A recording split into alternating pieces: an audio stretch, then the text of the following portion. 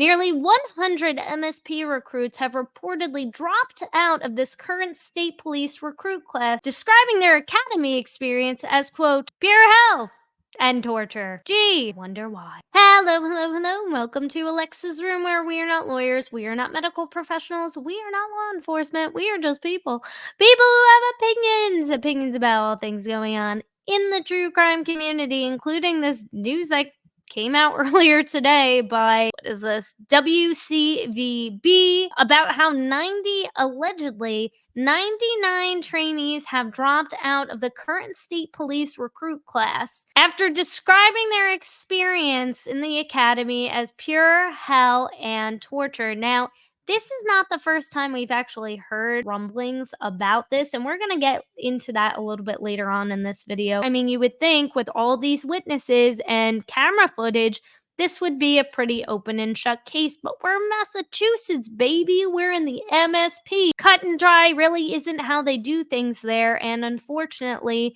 this has left Enrique's family and friends with more questions and less answers. Sandra Garcia said her son, Enrique Delgado-Garcia, always wanted to dedicate himself to helping others. When he told her he was interested in law enforcement, she said she worried for his safety, but as a family, they supported his dream. The last time she spoke to him, she caught him as he was leaving home at dawn for the State Police Academy, weeks away from graduating. The next time she saw him was in the hospital.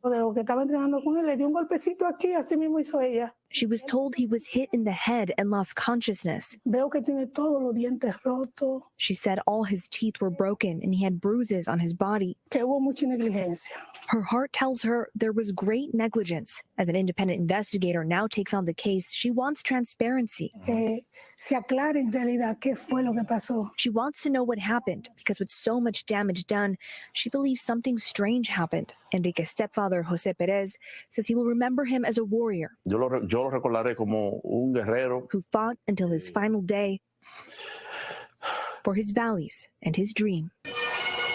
Loved ones sharing remorse for the bright future that was taken from him all too soon. Distraught, disbelief. I have a lot of questions that need to be answered, but they're not going to be answered today. The private service held across the street from the hospital he was rushed to after a defensive tactics training exercise 2 weeks ago. Enrique was a joy, and he was the best hugger. I wanted to be remembered as a great person, an athlete. One of the best friends we could have. That's all I could say.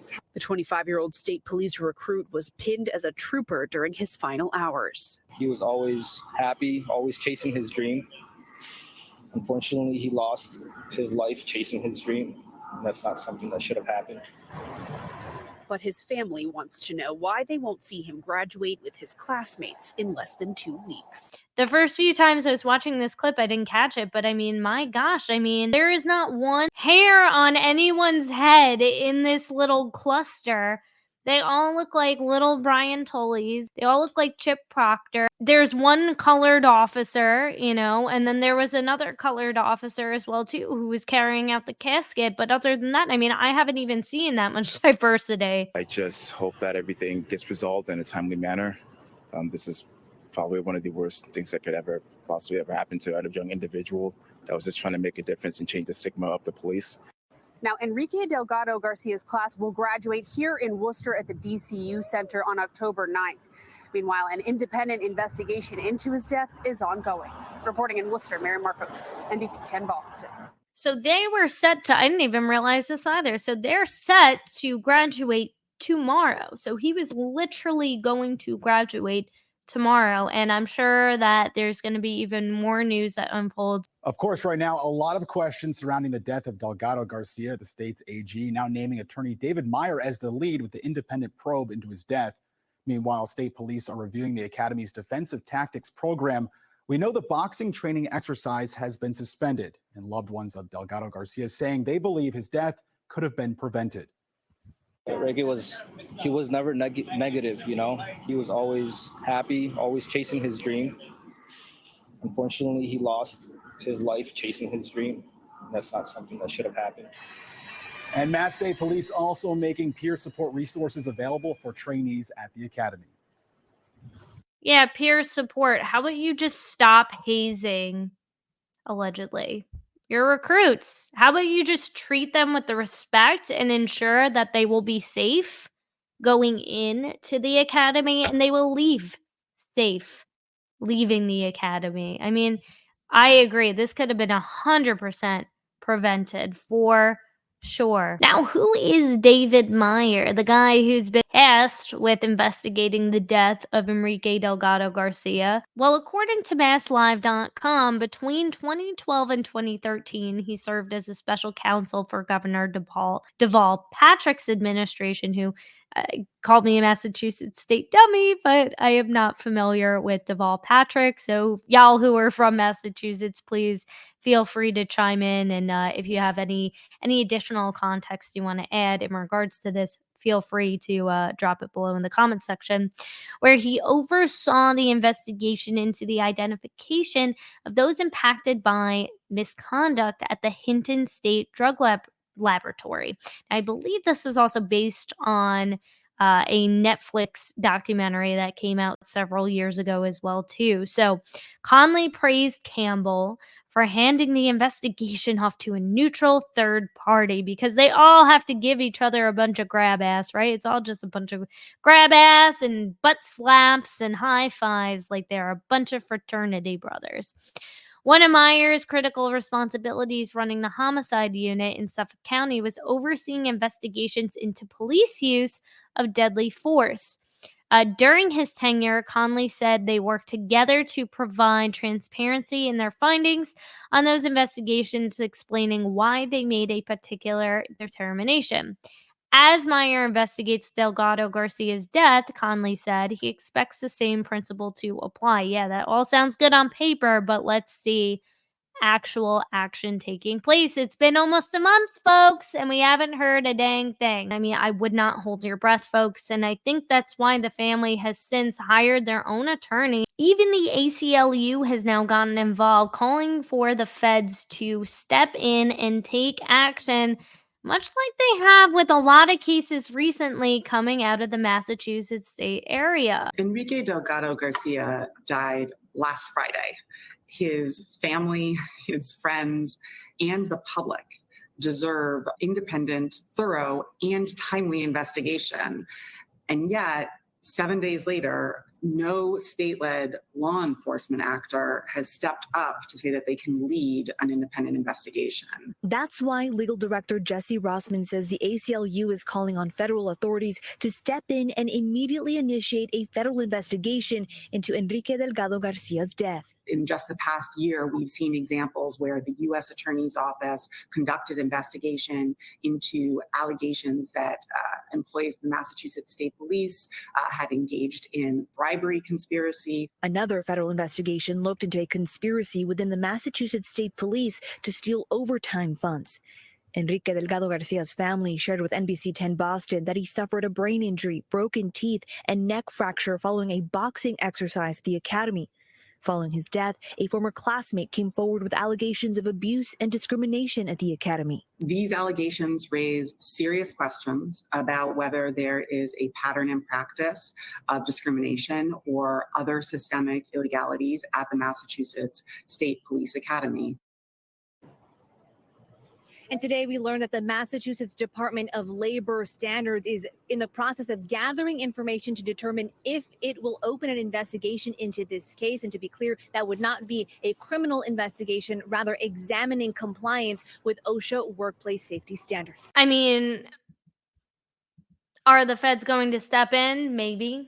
I mean, Josh Levy already has a ton on his plate, what with the Sandra Birchmore case and probably with the Karen Reed case as well, too. Don't forget about those letters that he had between him and Morrissey's office. So we shall see. And even though, yes, that news is a little bit older, since then, as we have learned prior to this video, there has been that third party. David Meyer has been since appointed, probably due in part because of a lot of the public pressure they've been getting. But I want to go into, because she said something really interesting, this woman from the ACLU, about some of the other things that were going on within the MSP training program that are going to tie back into what exactly has been going on with some of the procedures and again, safety compliances as well too, if there are any direct violations or anything going on in there that needs to be looked at and investigated as well too, because Enrique probably wasn't the first and he probably won't be the last unless things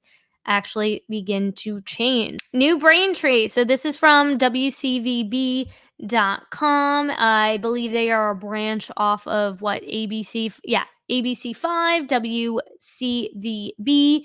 As the investigation into the death of a state police trainee intensifies, 5 Investigates has learned that nearly 100 recruits have dropped out of the current class. And remember, folks, they only had 1 month, a little more than a month, and he was going to fulfill his lifelong dream of becoming a Massachusetts state police officer. And he probably would have been a damn good one, and the one that this state police department actually freaking needed. Now, a former trainee from a previous class is sharing the same concerns. It's just morning, noon, and night of pure hell and torture, the man who did not want to be identified told 5 Investigates. I mean, I can understand. I think there's going to be a lot of people anonymously stepping forward, probably because they're afraid to speak up, much in the way that Lucky Lochran was kind of afraid to speak up as well too against the Alberts, because even though that isn't just directly tied to the state police, that also has to do with the Canton police and the politics within that community. It's all relative, and it just goes to show how much control and how much power these people and these institutions have over their community, a community that should feel safe and should trust their police. I get discipline, I get the whole aspect, but not hazing. His words, not mine. Not making someone feel like a piece of scum. You're not just weeding out the weak people, you're weeding out the good people. Concerns about what happened at the MSP are not new. In 2021, 2 troopers were disciplined after trainees slid through a watered-down hallway similar to a child slip and slide. I mean, they make that seem like that's the worst of it all, but I'm sure there's a lot worse. The following year, state police removed 2 more troopers from the academy after nearly 24 trainees were injured after being forced to do bear crawls over hot pavement. Last week, Massachusetts Governor Maura Healey installed a new state police colonel from outside the organization who will lead an internal investigation. Another pinhead. This guy, Geoff Noble, who's sworn in the other day. Now, I don't know how good or not good this guy is. He's apparently a former New Jersey lieutenant who also served in the state police for New Jersey. During his tenure as a deputy superintendent, he implemented a new office employee relations and community outreach. He also provided instruction at numerous local police academies and special courses, including coordinating the New Jersey Advanced Homicide Investigators Conference, a premier advanced training course for homicide detectives from across the country. So he's done a lot. It seems like on paper he has a pretty impressive career, but at the end of the day, I mean, hear the words Maura Healey and usually follows with a eye roll, but that's who Geoff Noble is. So the trainee who spoke to 5 Investigates said he's frustrated that government leaders are only now taking concerns about the academy more seriously. For all of us that have left before, we've witnessed things that go on there. It had to come to this point for a recruit to die, for now everybody to kind of rally, he said. I hate to say it, but I don't think anything is going to change. It's a tradition thing. It's just the way it is. And again, how many times have we heard this happen in cases involving hazing incidents in all these big time universities? It's crazy to think that, yeah, the same thing can be going on in these state police academies. Total of 450 of the 1,476 state police trainees who started at the academy since 2020 have quit. That's a 30% dropout rate. Let that sink in for a minute. 30% of potential state police trainees, probably most of them, 30%, that might have been the 30% of the good ones, have dropped out. In a statement, a state police spokesperson told 5 Investigates our training and instructional approach emphasizes the values of discipline, teamwork, and respect for one another in accordance with the law. We do not tolerate any form of hazing or misconduct, and we thoroughly investigate any allegation of such behavior. Well, if there's camera footage, this should be an open and shut case. We should get answers soon, right? Well, it doesn't seem like that. 5 Investigates has been digging into the culture at the State Police Academy and uncovering some new details about the impact that may be having. Our Mike Bodette spoke with a former recruit who describes his experience there as, quote, hell. And Mike joins us now. Ben, the current state police recruit class started with 284 people back in April. 99 of them have dropped out, and that's not unusual. 450 trainees have quit since 2020, including the recruit who we spoke with, who would only talk if we protected his identity. He says he's worried about backlash since he's still hoping to pursue a career in law enforcement, but he believes something needs to change at the academy. A search for answers after the death of 25-year-old Enrique Delgado-Garcia. The trainee died following a boxing exercise at the Massachusetts State Police Academy in New Braintree. Delgado-Garcia's friend telling News Center 5 last month how Delgado-Garcia had characterized his experience there. Physically and mentally, that's what he described it as, physically and mentally torturous. A description backed up by another former trainee from a different class. He told 5 Investigates it's just morning, noon, and night of pure hell and torture. I get the discipline, I get the whole aspect, but not hazing, not making somebody feel like a piece of scum. You're not just weeding out the weak people, you're weeding out the good people. Concerns about what happens at the State Police Academy are not new. In 2021, 2 troopers were disciplined after trainees at the State Police Academy slid through a watered-down hallway similar to a child's slip and slide. The following year, State Police removed 2 more troopers from the academy after nearly 24 trainees were injured after being forced to do bear crawls across hot pavement. There's now a new State Police colonel from outside the organization who will lead an internal investigation, and an independent investigation is already underway. The trainee who spoke to us says he's frustrated government leaders are only now taking concerns about the academy more seriously. For all of us that have left before, and we've witnessed the things that go on there, it had to come to this point for a recruit to die, for now everybody to kind of rally. I hate to say it, but I don't think anything is going to change. It's a tradition thing. It's just the way it is. In a statement, a state police spokesperson tells us our training and instructional approach emphasizes the values of discipline, teamwork, and respect for one another in accordance with the law. We do not tolerate any form of hazing or misconduct, and we thoroughly investigate any allegation of such behavior.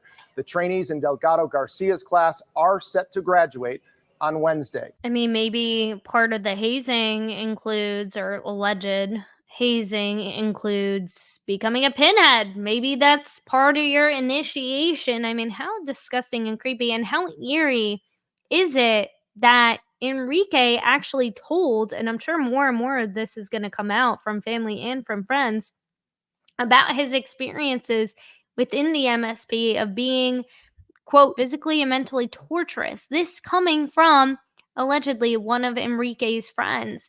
And it lines up with other reports that we've seen as well, too. This one came from another trainee who was also friends with Enrique Delgado-Garcia. And the recruit tells us he lasted just 18 weeks before being removed in the academy. In a conversation with NBC 10 investigator Ryan Kath, he's questioning how a supervised training exercise could lead to his friend's death. Everybody got a shot like this. Giovanni Gianbaptiste still has his belongings from the Mass State Police Academy piled on his floor in the living room. Since I came here in the country, it was my goal, it was my dream to become a state trooper. As an Army reservist who went through basic training, Gianbaptiste knew the 16-hour-a-day regiment would be grueling and intense. Obviously, the academy is supposed to be tough. It's supposed to push you. Yeah. This felt a lot different. It's different. Physically, I was prepared. Mentally, I was prepared for the training, but not like mental abuse. Like every day, bullying me. It's my first time I see like bullying, like what is really bullying. Jean-Baptiste Isn't that how wild is that? It's like this guy literally was in the Army Reserves, where you would think you would endure some pretty intense physical and even mental, emotional, demanding experience as well too. But he's saying that that was nothing compared to the MSP. I mean, like, how crazy is that? The MSP, where you have idiots like Sergeant Bukwaki who were investigating ducks, rubber ducks. Your biggest resume highlight is you harassing middle-aged women for placing rubber ducks on public sidewalks and benches. T says he was singled out at the academy, told on multiple occasions to go back to Haiti, deprived of food, and kept up late at night with tasks like counting bricks in a wall or coloring in a pair of sweatpants with a marker. There was one trooper, he showed me, he told me like, yo, you're not gonna graduate. I'm not gonna lie to you, I will never let you graduate that place. You don't deserve to be here. You will never wear that uniform. Jean-Baptiste says it was Enrique Delgado-Garcia who was often there to offer support. Everybody knows Enrique because the type of guy he is, you have to know him. He got a big voice. So he was well liked. Yeah. Delgado was really good, guys. And when Jean-Baptiste's time at the academy came to an end last month after failing to pass a test, it was Delgado-Garcia who gave him a ride home. And this is the last training that I see from the academy, the last training, because he dropped me at my house. The former recruit told us he participated in a boxing exercise while he was at the academy and wore protective gear and large padded gloves. That's why he can't understand how Delgado ended up with such serious injuries from a supervised training exercise, like missing teeth, skull damage, and a fractured neck. Like so many others, he's now searching for answers. It's really, really hard for me to confirm Delgado is dead, like from the academy. I want to know, like, what's happened to him. And that was our Ryan Kath reporting. We reached out to Mass State Police about these allegations, and they sent us this statement. Here's part of it. Quote, the individual with whom you spoke with was dismissed from the 90th Recruit Training Troop last month and is not permitted to reapply to the MSP. Privacy laws prevent the department from commenting further on any details of the trainee's dismissal. However, the department vehemently denies the allegations, and quote, and in the coming days, we expect to find out who will investigate Delgado-Garcia's death. Well, now since then, we obviously know who has, but I mean, how disgusting is that? How disgusting. And not to mention, according to another report, too, he was also this same man, the same former trainee who was dismissed for whatever reason. I mean, I don't know if they had to disclose that reason to him. I would assume that he would, but they said for failing to pass the test.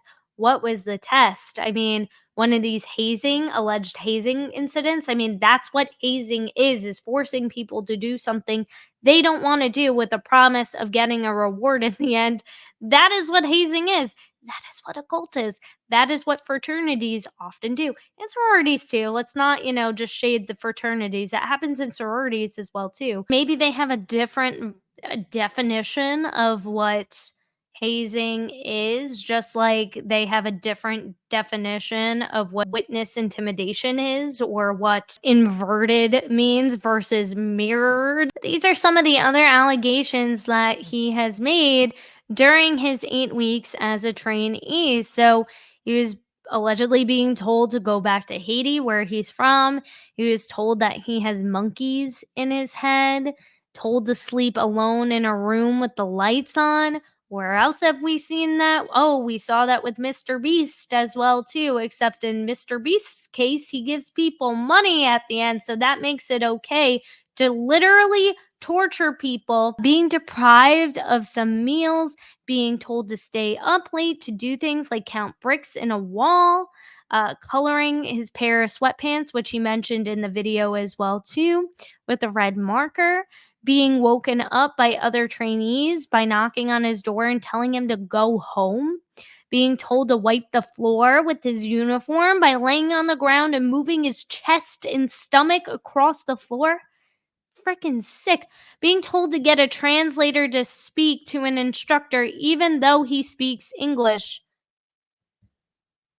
And not to mention, he probably speaks better English than you, because most people who actually learn English as a second language have a better understanding of how the English language is supposed to actually work versus native speakers like us who just like to make up things that don't actually have any real meaning to them. But that's not even the most disturbing part, if you can believe it. Now, I found this other article. This is from This Week in Worcester. And I believe this was only published on October 2nd. The MSP's social media accounts finally acknowledged Delgado-Garcia on Monday, September 30th, following his funeral on Saturday, September 28th, even though he died when?